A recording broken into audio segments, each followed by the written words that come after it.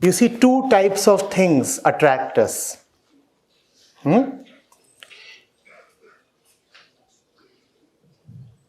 One,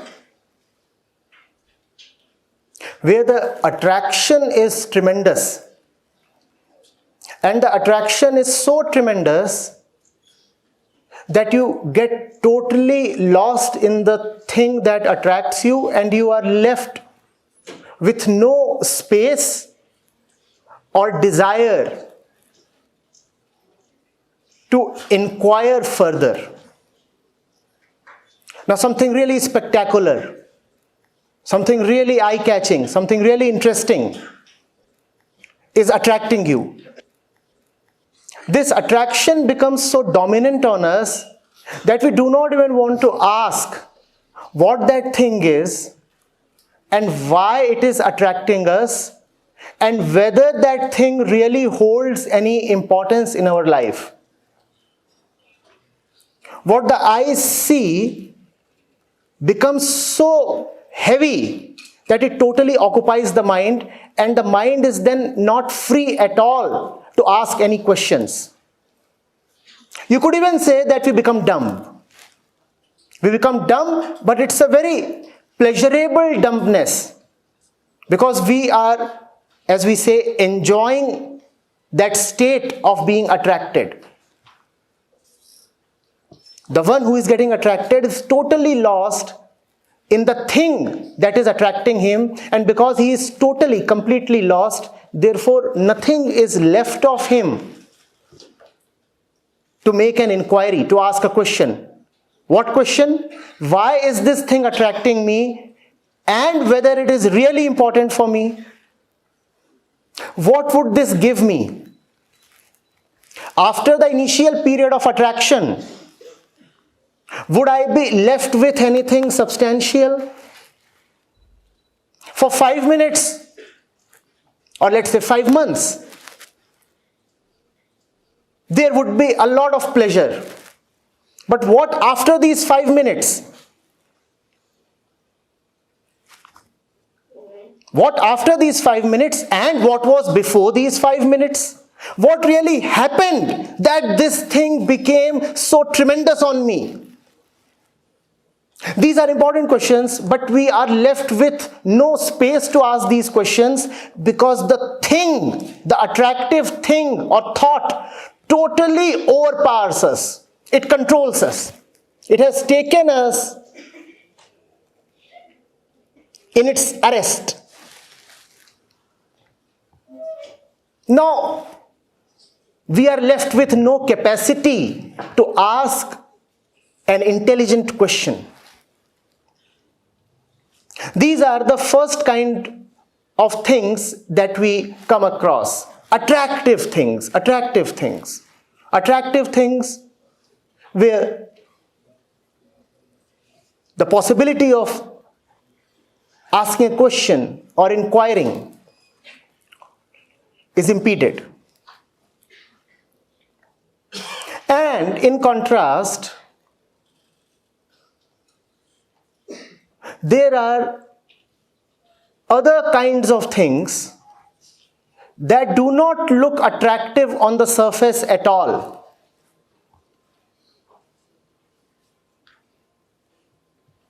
The moment you look at them, the moment you hear of them, or the moment you think of them, no interest arises within.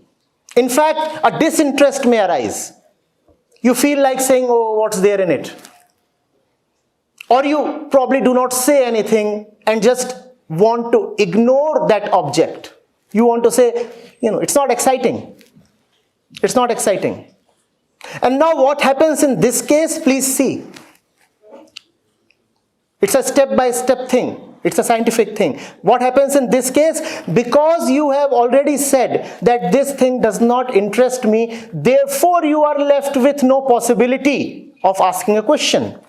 The matter has been closed, so why ask a question? In the first case, why was no question asked? Because the thing appeared so attractive that you were left with no time, space, or desire to ask the question. You didn't ask, what is this thing really?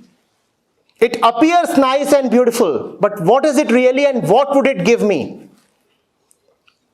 Am I being intelligent by getting attracted towards it? Probably I am. Then I'll allow myself to be attracted even more. But if I'm not being intelligent by moving towards this thing, why should I hurt myself? That was the first case.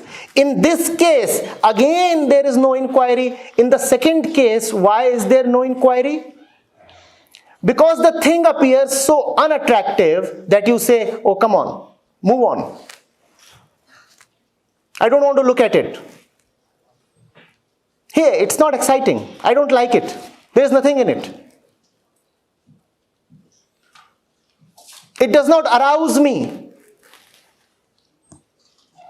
So I'll not ask any question.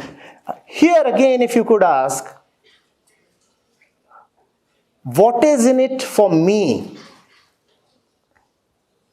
Then the picture would change. You say that when you are with your maths book, then you do not feel any urge or attraction. Then do something else. What is it that you must do? Ask yourself, in the first place, why am I with this maths book? Why am I holding it at all? Is there a reason? What is the importance of this book? Now, if the book really has some importance, then you will find that you are compelled to read. And if the book has no importance, then you will throw away the book. Let's see whether the book has importance. All that you need to do is ask a sincere question. Whether it's a maths book or some online game that is attracting you, ask the same question. What is in it for me? What will I really get from this? After the 5 or 50 minutes of interest or disinterest, what would I be left with? Ask, is it so that I am being cheated? Is it so that somebody is making a fool of me and exploiting me by giving me a little dose of excitement? The answer would sometimes be yes and it would sometimes be no. We need not predict the answer. Let the answer emerge. Just as when you conduct an experiment in a science lab, the result, the observation emerges. You don't want to predict it. And you don't want to conclude beforehand. You want to see what is happening, don't you? Similarly, ask this question and just see what happens. You may find, Akhil, that magic is happening.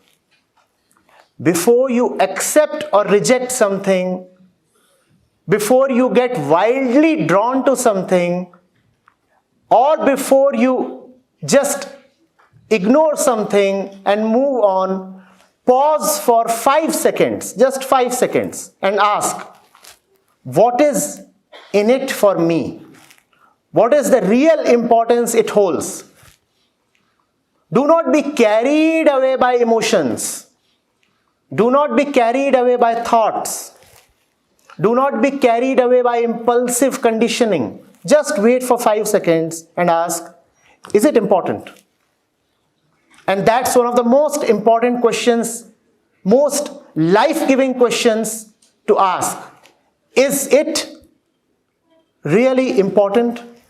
You will find you are able to avoid a lot of trash, and you will find that you are now able to love and respect a lot of valuable things and people in life. The moment you ask this, what is this thing or this person or this activity bringing to me? Right? Would you do that? The maths book is not just a maths book. It stands for something. There are benefits from reading and there are repercussions of not being with it. Dwell over them. What is mathematics? Why must I read it? Maybe you will find that mathematics is nothing, that it's a foolish thing to read maths. And if you find that, then feel free to throw away the maths book. But in case you discover that the thing, person, activity is indeed important, then obviously we all are honest people, and having discovered that something is precious, we'll want to keep it. Having discovered that somebody is lovable, we would want to be with him. Having discovered that a field of study is indeed important, we would want to pursue it. Right? 5 seconds. What is in it for me? How does it hold any importance?